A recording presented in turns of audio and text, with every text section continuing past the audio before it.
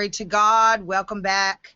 I wanted to let you know you don't have to be angry, because lay everything at the feet of the King. He's ultimately responsible for everything. So if you want to be angry, you have to be angry with him, and we're not willing to be angry with him, so the anger just kind of melts away. There's no place for it to go. Because we know he loves us. We know he's got our best interests at heart.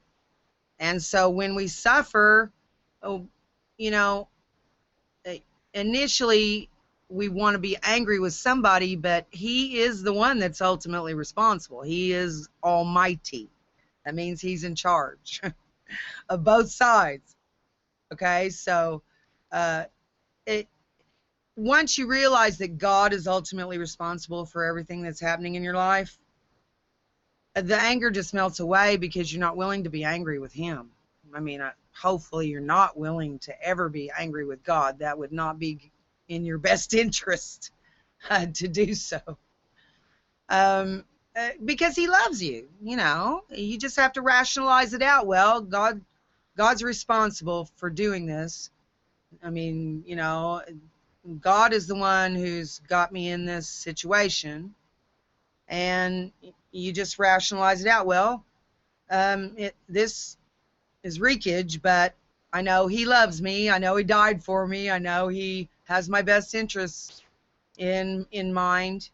And I also know that whatever he leads me through, I would choose if I had his perspective. So once you rationalize that all out, your anger just melts away because he's got your best interests at heart. And yeah, it reeks, it's wreakage, but he loves us, and it's necessary. The bad stuff's necessary to get us from point A to point B. That's just how it is. Okay, this segment we're going to look at some wisdom from the Proverbs. I think it's really important that we do one chapter of Proverbs until we get all the way through it, and then maybe we'll just start it again, because here is where you're going to find a lot of wisdom.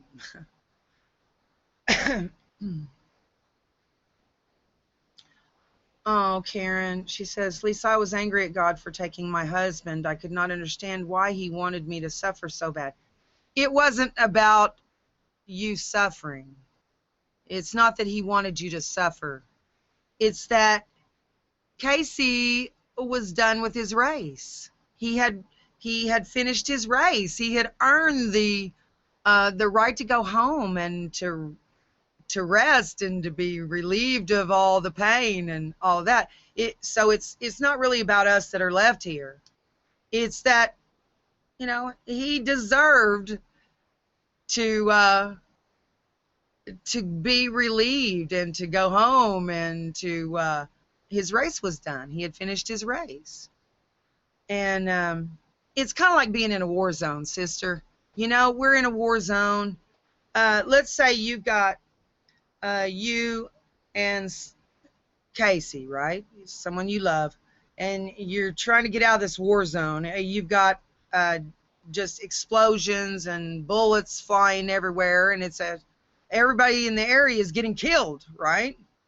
And a helicopter comes, but they can only take one. Well, if you love somebody, you want them to get on the helicopter and be rescued. If only one can go, you want them to go. And that's what happened with Casey. He's the one that escaped the war zone, and you're still in it. But if you think about it real hard, would you really want Casey to come back into the war zone and get shot at again so he could be here with you? Or do you want him safe? I mean, you just kind of have to rationalize it out, because it's not that he did anything to you by taking your husband. It's just that he finished his race, and he deserved deserve to go home, deserve um, to get to get relief and peace. And that's right, you do want him safe. And but this is a war zone here where we are. Okay, but he's not in a war zone. He's safe. He's happy and safe and eating at the king's table. Yeah, I mean, we should, all of us are jealous when you finally get to go home, Uh, well, you know what? Oh, Christopher says, I'm not angry at God. I love and believe in God. God is my Savior. I'm angry at the person that stole my thoughts. Well, who do you think allowed the person to steal your thoughts? It's all about God. He's the one that set that up to happen. And it's to test you. Are you going to be angry, or are you going to learn? And are you going to grow beyond it? Anger is very primitive. And that's why it's so powerful. But we can't let it control us. If the enemy can get us to be afraid or angry, we can't think clearly through emotions like fear or anger, and that makes us a sitting duck for more attacks. So, being angry at a person is for nothing, because that person didn't, come up with that idea on their own. God put it in their head and made it happen. All right. It's just written. But your challenge is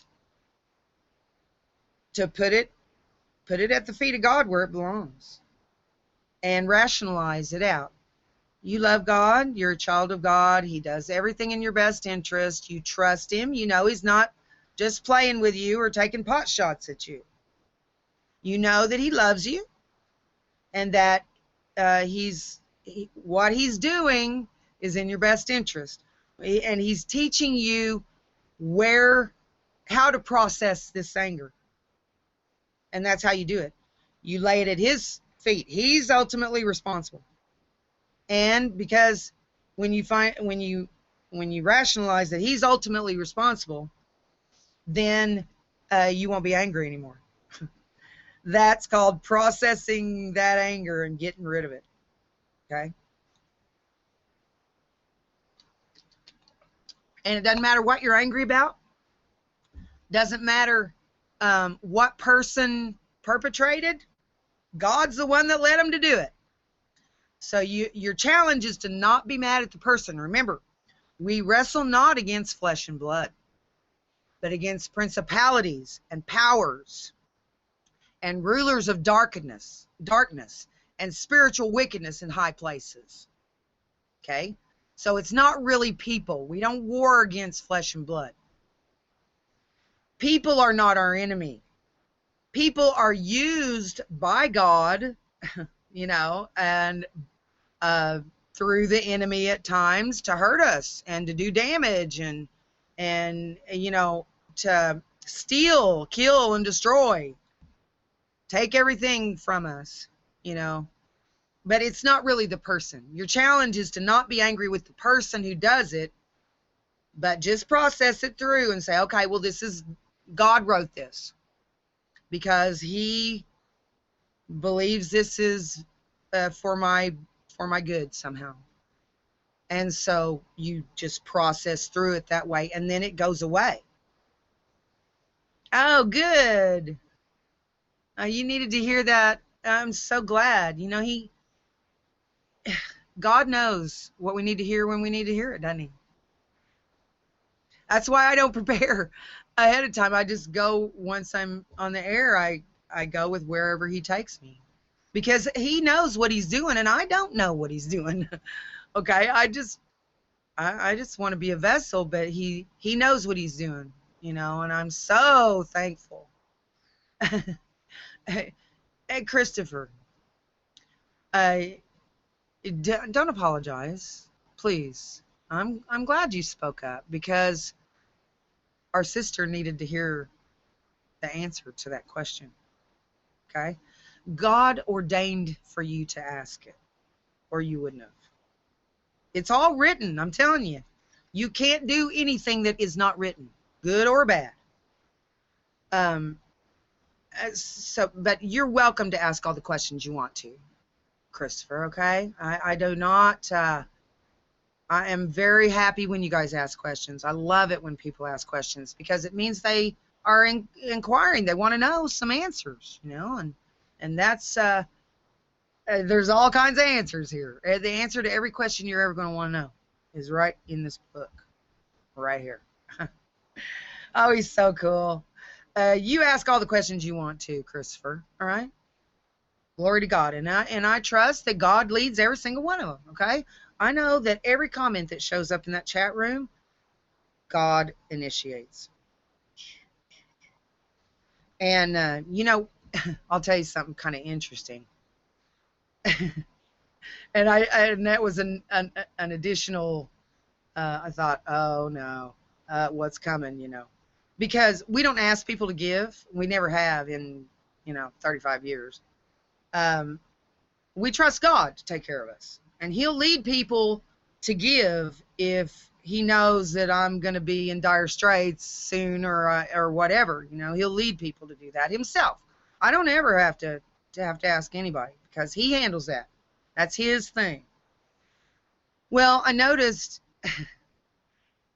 nobody ever gives to the PayPal or anything. I mean, I never even check it. And there were, I think, three times where someone put money in there this past week. And I looked at that and I thought, uh-oh. He's leading people to give, so that means he knows I'm either fixing to be in dire straits again, or he has plans for it and he'll put a need in front of me that he wants me to just move it on through. I know something's up though when people start to give, because that's him. He's saying he has plans. He knows what's coming before it comes. And so I was looking at that and I thought, oh, he knows something's coming. Yeah. And I was like, is that bad news or good news? Because I'm glad that God,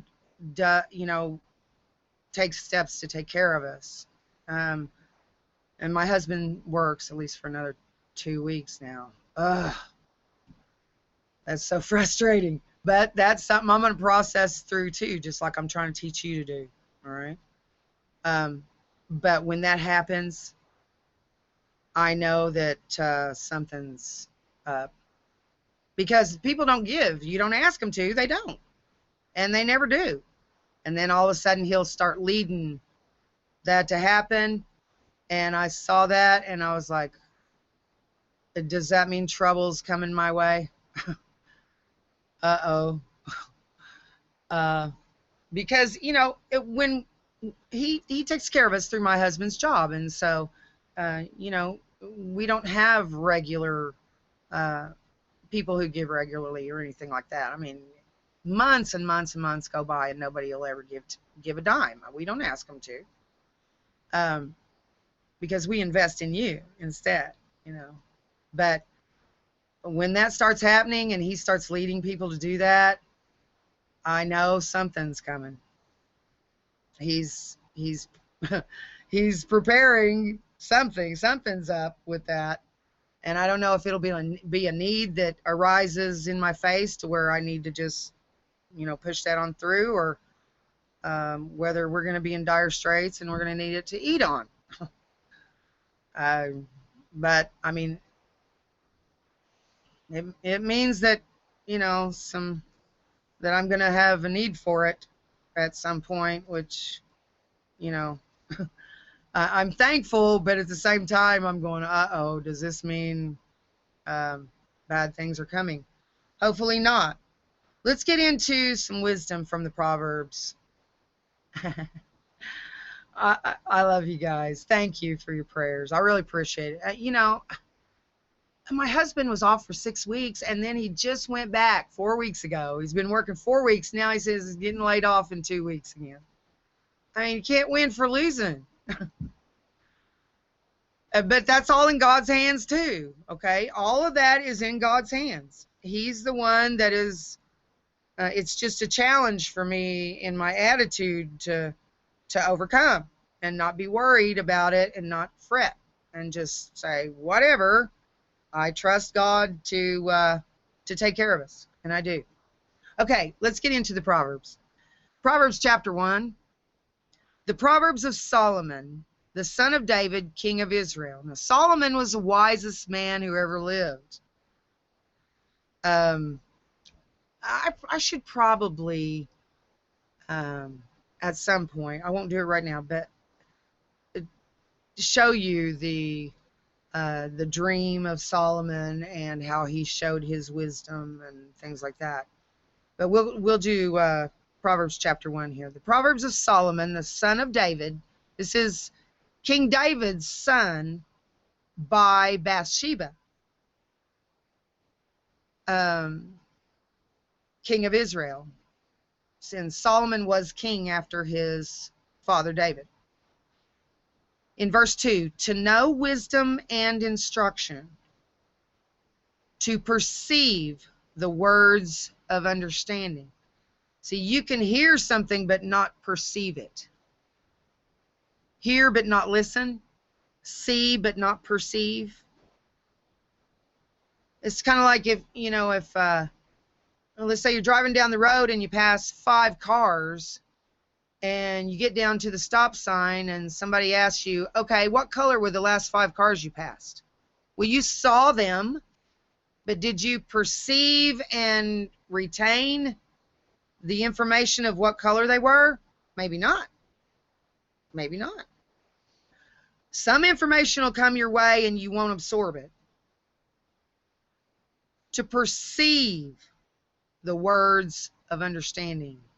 When you perceive, you listen and you understand. Okay? And not only do you understand, but you retain that knowledge. Okay? To know wisdom and instruction.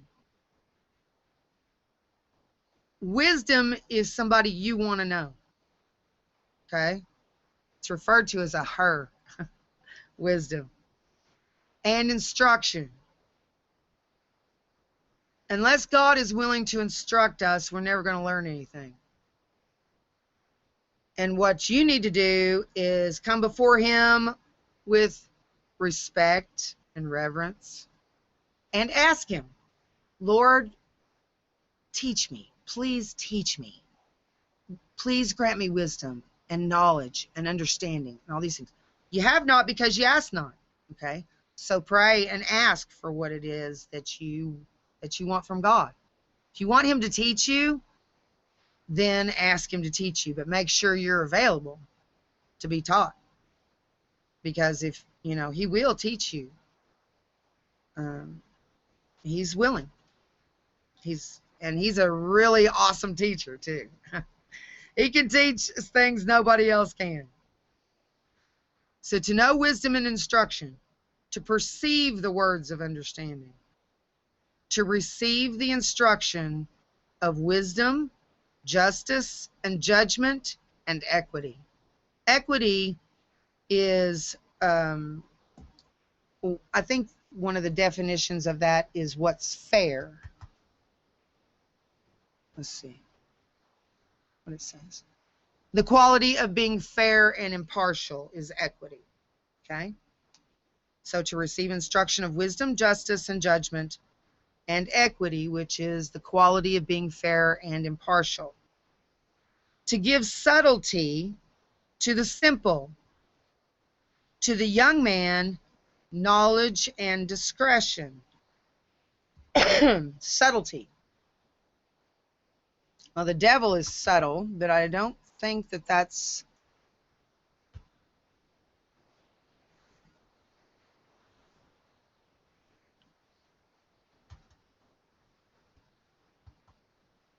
Subtlety. The quality or state of being subtle, duh. Thinness, fineness, as the subtlety of air or light. Subtle is something almost imperceivable. You know what I mean? Refinement, extreme acuteness. Let's see what it says here.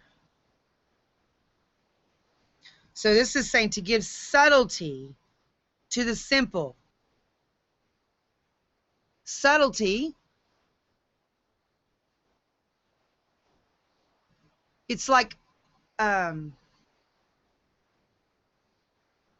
subtlety of air or light, to give subtlety to the simple. Let me look at something else here real quick.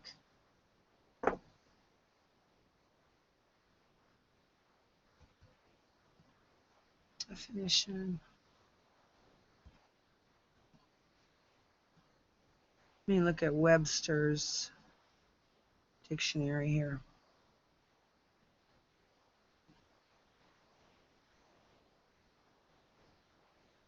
Okay. Here we go. And now we have the quality or state of being subtle, thinness, fineness, as the subtlety of air or light. Very subtle. You don't know, something you don't notice. The second one is refinement, extreme acuteness, subtlety. Now, 3 and 4 is I think the correct definition here. The third definition is cunning, skill, or craft. A cunning skill or craft. And also slyness in design, artifice, guile, a cunning design or artifice, a trick, a subtlety. So what it does is it says to give subtlety to the simple. It's like giving them knowledge that God teaches them, right? But it's not something that they always know they're learning at the time. Okay, it's subtle. It's something that's done kind of without being noticed in a way, but it's also cunning, skill, and craft. To give a cunning, skill, and craft to the simple. Okay, to give them a way to stand. Okay. And to the young man, knowledge and discretion. You know what discretion is? Well, I know we know these things, but it has been a great benefit to me many times to look things up because there are multiple meanings. Now, discretion is the quality of behaving or speaking in such a way as to avoid causing offense or revealing private information. So if you're discretionary, it means that this teaches discretion. It says to the young man, knowledge and discretion. Discretion is the ability to know what to say and what not to say, what to do and what not to do.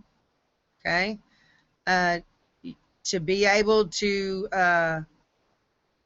be led by God. Okay, to be able to hear the voice of God where discretion is concerned and follow that path. In verse 5, a wise man will hear.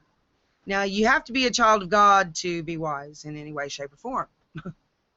Okay, what is a wise man? A wise man is someone that God has given the spirit of wisdom to. Okay. Wise man will hear and will increase learning. And a man of understanding shall attain unto wise counsels. So it says a wise man will hear and will increase learning. He gains knowledge. And a man that has understanding shall attain unto wise counsels.